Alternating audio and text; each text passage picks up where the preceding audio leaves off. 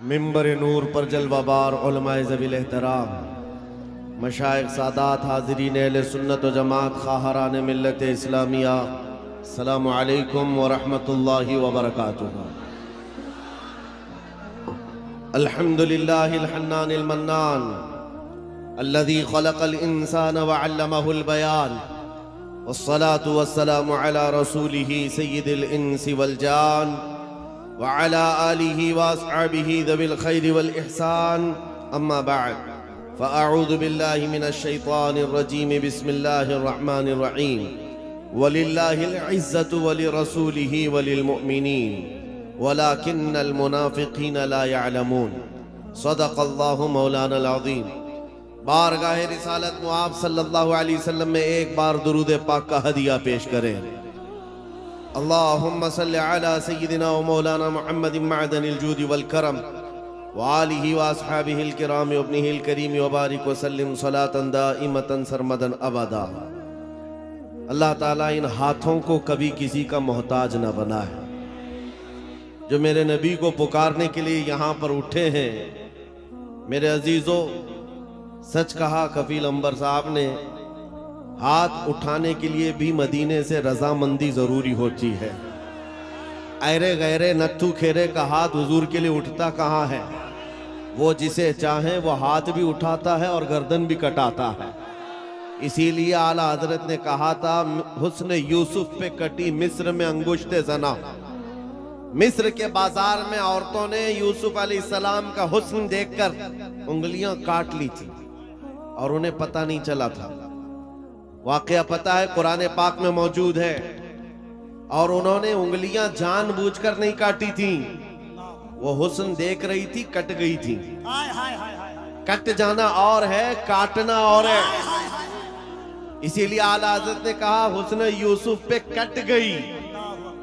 मिस्र में अंगुश्ते जना, वो बेखबरी में कटी थी, हुस्न देख रही थी। लेकिन ऐ आमिना के लाल, तुम्हारा मकाम व मर्तबा ये है, यहाँ आपके दीवाने आपका हुस्न और आपका चेहरा नहीं, बल्कि फकत नाम सुनकर ही उंगलियां काटते नहीं, गर्दन कटाने पर तैयार है। नारे तकबीर, नारे रिसालत, मुहाफिज़े नामूसे रिसालत। मेरे अजीजों, और ये तारीख आज तक मौजूद है। अंग्रेज एक बड़ा मौर्रिख है, जॉर्ज बर्नार्ड शॉ, उसने कहा है, दुनिया में बहुत सारे इनकलाब आए, रेवोल्यूशन आए, और जो शख्स इनकलाब लाता है वो जब तक जिंदा रहता है उसकी तहरीक भी जिंदा रहती है, उसकी तंजीम भी जिंदा रहती है। रशिया में आया हुआ इनकलाब, अमेरिका में आया हुआ इनकलाब, यूरोप में आया हुआ इनकलाब, चाइना में आया हुआ इनकलाब, जर्मनी में आया हुआ इनकलाब, ये वो सब रेवोल्यूशन है जब तक उनके बानी, उनके फाउंडर जिंदा थे, उनकी तहरीक में दम था, उनकी तंजीम में ताकत थी। लेकिन वो जॉर्ज बर्नार्ड शॉ कहता है, दुनिया में एक ही इनकलाब ऐसा आया है जिसको 14 सदियां गुजर गई, अभी तक ठंडक नहीं आई है। वह इनकलाब है मदीने की गलियों से निकलने वाला। नबी करीम सल्लल्लाहु तआला अलैहि वसल्लम के नाम लेवा सहाबा जब निकल पड़े थे, तो मेरे अजीजों, वो गर्मी आज तक महसूस की जा रही है, आज तक। और हैरत की बात है, मैं गुजरते हुए आपके यहाँ आया, मैं बार बार मौलाना से कह रहा था, इतनी रात कहाँ ले जा रहे हो, हमारा हाथ भी नहीं दिख रहा है, शबनम इतनी पड़ी हुई है। और मुझे अंदाजा ये था शायद स्टेज पर आकर तकरीर करेंगे, मैं इधर बोल रहा हूँगा, लोग उधर देख रहे होंगे, क्योंकि शबनम में नजर तो कुछ आ नहीं रहा था। सिर्फ किशनगंज से यहाँ आने में 2.25 घंटे लग गए। इतना छोटा सा रास्ता, जिसको कुहासा कहते हैं आप या कोहरा कहते हैं, इतना ज्यादा बाहर है। और लेकिन अंदर आने के बाद यहाँ का मंजर कुछ और ही बता रहा है, यहाँ का मंजर कुछ और ही बता रहा है।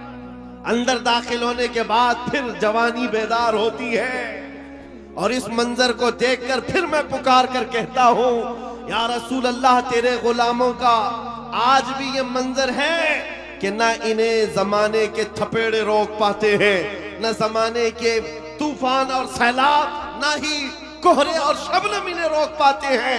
सख्त कड़ाके की ठंडियां बाहर लगी हुई हैं, लेकिन इस मजमे का टेम्परेचर अभी भी 50 डिग्री से ज्यादा है। हाय हाय हाय हाय लब्बैक या रसूल अल्लाह। और एक बात याद रख लें, और एक बात याद रख लें, ये 50 डिग्री जो टेम्परेचर है, यहाँ पसीने भी आ रहे होंगे लोगों के। बाहर जाओ तो ठंडी में ठिठरते हुए लोग मौजूद हैं, लेकिन ये गर्मी मेरे अजीजों, ये गर्मी नेताओं की लाई हुई गर्मी नहीं है। बुलाओ रात के 12 बजे किसी हुकूमत के कारिंदे को, बुलाओ और कहो कि तुम भी 100, 200, 500 दे करके जमा कर लो। हो सकता है मिठाई खाने वाले या उनकी लालच में आए हुए थोड़े बहुत जमा हो जाएं, लेकिन मेरे अजीजों ये दीवानों का मजमा है जो रात के 12 बजे भी दिन के 12 बजा देता है। ये सिर्फ और सिर्फ हुजूर पाक सल्लल्लाहु ताला अलैहि वसल्लम के आशिकों का अक्सर जलसों में ये होता है, उठो बैठो, इधर जाओ उधर जाओ, स्टेज वालों को पीछे करते रहते हैं। ये कपिल साहब तो कई जलसों में यही करते हैं, आधा घंटा जलसे का निजाम मैं बैठकर देखता रहता हूं, और फिर मैं बाद में ये कहता हूं मेरे अजीजों, फौजियों को संभाला जा सकता है, दीवानों को नहीं संभाला जा सकता। क्या बात है अल्लाह। इमाम राजी रहमतुल्लाह अलैह ने फरमाया था, हुजूर की मोहब्बत में जो मुब्तला होता है वो दीवाना कभी नहीं हो सकता। एक बात जुमला सुन लो, हुजूर से जो मोहब्बत करता है वो पागल कभी नहीं हो सकता, और अगर कभी हो गया तो सिर्फ उनके लिए ही होता है, सिर्फ उनके नाम पर होता है, फिर नबी के लिए ही दीवाना होता है। ये दीवानगी है, ये बेइख्तियार मजमा है। यहाँ किसी को ट्रेन करके लाया हुआ नहीं है, सिखा करके लाया हुआ नहीं है। कब क्या नारा लगाना है, कब हाथ उठाना है, ये सारी चीजें यहाँ पर 500 रुपए देकर लाए हुए नहीं है। बहरहाल मेरे अजीजों, ये बेइख्तियार जो आज भी तुम्हारे अंदर चीजें मौजूद हैं, ये इस बात की अलामत है नबी पाक की मोहब्बत की शमा अभी भी रोशन है। और चाहे गुर्बत कैसी भी हो, इस इलाके के बारे में अच्छी तरह से पता है, सारे भेड़िए तुम्हारे इलाके पर नजर रखे हुए। एक बात याद रखो, इसलिए कि जहां दौलत ज्यादा होती है कुत्ते ज्यादा आते हैं। दुनियावी कुत्तों की बात कर रहा हूं। और आप कहेंगे मौलाना हमारे तो घर भी लकड़ी के हैं, मट्टी के हैं, यहां बड़े बड़े लोग हमारी तरफ क्यों नजर लगाए हुए हैं? मेरे अजीजों याद रखो, तुम्हारे घर मट्टी के हैं या तुम्हारे घर लकड़ी के हैं, गुर्बत में तुम्हारा शुमार होता है, लेकिन दुनिया जानती है इनका दिल बड़ा पावरफुल है, इसलिए कि इनके दिलों में जो हुजूर की मोहब्बत है वो बहुत ही अजीम दौलत इनके पास है। और जहां ये दौलत होती है डाकू ज्यादा आते हैं, ज्यादा तौर पर लूटने की कोशिश करते हैं। इसीलिए आला हजरत फाजिल बरेलवी ने फरमाया था, तेरी गठरी ताकी है और तूने नींद निकाली है। आंख से काजल साफ चुरा ले या वो चोर बला के हैं, तेरी गठरी ताकी है और तूने नींद निकाली है। बड़े बड़े लोग बहरहाल खेलते रहे होंगे तुम्हारे से। मैं आज के इस मजमे में, आज के इस जलसे में आपको एक इनकलाबी बात दे करके जाना चाहता हूं। बस हो गया सियासी नारों पर अपने आप को बेचना, क्या बात है हज़रत, बहुत हो गया। इसकी जय उसकी जय, उसका झंडा उठा उठाकर बूढ़े हो गए। मियां तुम जहां थे वहीं रह गए, और जो आए थे वो बहुत आगे निकल गए। तुम वहीं के वहीं रह गए। तुम्हारे कंधों पर जिन्होंने हुकूमत की वो तो बंगले भी बना लिए, पता नहीं कहां कहां उड़कर चले भी गए। तुम्हारी हैसियत वही की वही रह गई है।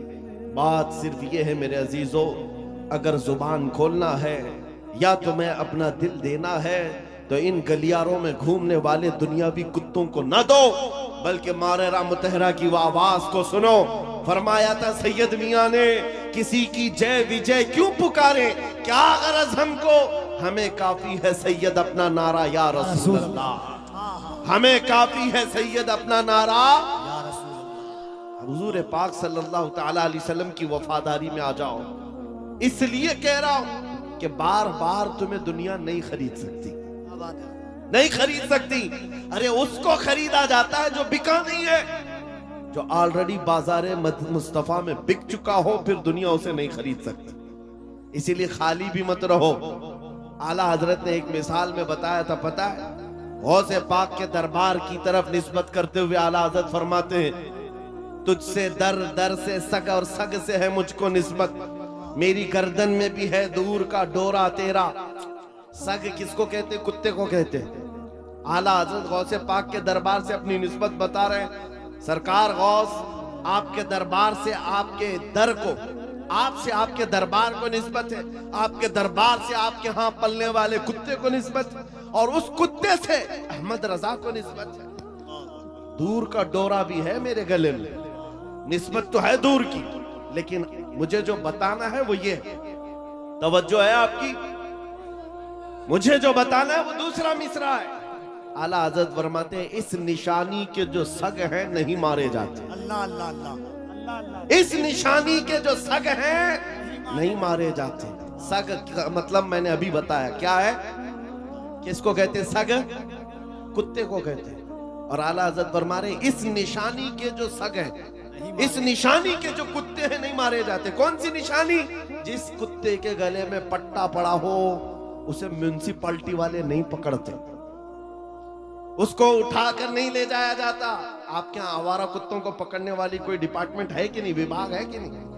आवारा कुत्तों के बारे में कंप्लेंट करेंगे तो गवर्नमेंट के पास एक विभाग है, वो उठा करके ले जाते हैं कि कुत्ते बहुत परेशान कर रहे हैं, आप कंप्लेंट कर सकते हो, आकर उठा ले जाएंगे अपनी गाड़ी में, या फिर इंजेक्शन मार के चले जाएंगे कि अभी इस कुत्ते से बच्चे ना हो। लेकिन जिस कुत्ते के गले में पट्टा हो उसे कोई नहीं उठाता। क्यों? इसलिए कि वो निशानी है, इसका कोई मालिक है, ये पाला हुआ है, ये आवारा नहीं है, पाला हुआ है। आला हजरत इसी को कहते हैं, इस निशानी के जो सग हैं नहीं मारे जाते, हश्र तक मेरे गले में रहे पट्टा तेरा। अब मैं आपको इस शेर पर बताना चाहता हूं, जब तक बिके न रहोगे, खाली रहोगे, दुनिया बार बार तुम्हें खरीदने की कोशिश करेगी। एक बार तुम्हारे नाम के साथ ये थप्पा लग जाए, ये बाजारे मुस्तफा में बिका हुआ है, बड़े से बड़ा करोड़पति भी तुम्हारे करीब आने से खौफ खाएगा, क्या डरेगा कि अब इसको खरीदना आसान नहीं है। अजीजा ने गिरामी वखार, मैं आपको बताऊं, क्या सहाबा इकराम रिजवानुल्लाह ताला अलैहिम अजमाइन को लालच नहीं दी गई थी? उनको खरीदने की कोशिशें नहीं हुई हैं? बहुत मर्तबा हुई हैं, लेकिन बात सिर्फ इतनी है, जो एक बार बिक गया हुजूर के दरबार में, फिर वो किसी के हाथ नहीं बिकता, वो किसी के हाथ नहीं बिकता। अब जरा दिल पर हाथ रख करके सोचो और अपने आप से पूछो कि तुमने अपने आप को हुजूर के कदमों में बेचा है या नहीं? हुजूर के दरबार में अपने आप को बेचा है या नहीं? अगर बेच लिया है तो बेखौफ होकर जियो, अगर बेच लिया है बेखौफ होकर के जियो, कुछ नहीं होना है। जो एक बार बिकता है उसका हाल क्या होता है पता है? तवज्जो, सैयदना उमर फारूक रज़ियल्लाहु ताला अन्हु का नाम तो सुना, कौन नहीं जानता उस उमर इब्ने खत्ताब, जिनके रौब और दबदबे से कैसर और किसरा कांपते थे। लेकिन दरबारे रसूल में जब वो थे, हुजूर पाक सल्लल्लाहु ताला अलैहि वसल्लम कब्र के हालात बता रहे थे। कब्र के हालात मेरे आका बयान फरमा रहे थे कि जब इंसान मर जाए और उसके रिश्तेदार उसको कब्र में दफन करके चले जाते हैं, थोड़ी देर के बाद दो फरिश्ते आते हैं, नीली आंखों वाले, काले चेहरे वाले, उसको झिझोड़ करके उठाते हैं और पूछते हैं तेरा रब कौन है, तेरा दीन क्या है, और हुजूर को दिखाकर पूछते हैं इनके बारे में क्या कहता था। और वो सख्त सवालात होंगे, बहुत सारे लोग उस वक्त कब्र में भूल जाएंगे, कुछ बहुतों को याद नहीं होगा। सुनो मेरे अजीज, मेरे आका ने जब ये बयान फरमाया तो हजरत उमर से पूछा रसूल पाक ने, ऐ उमर तुम बताओ जब तुम्हारी कब्र में फरिश्ते आए तो तुम क्या कहोगे?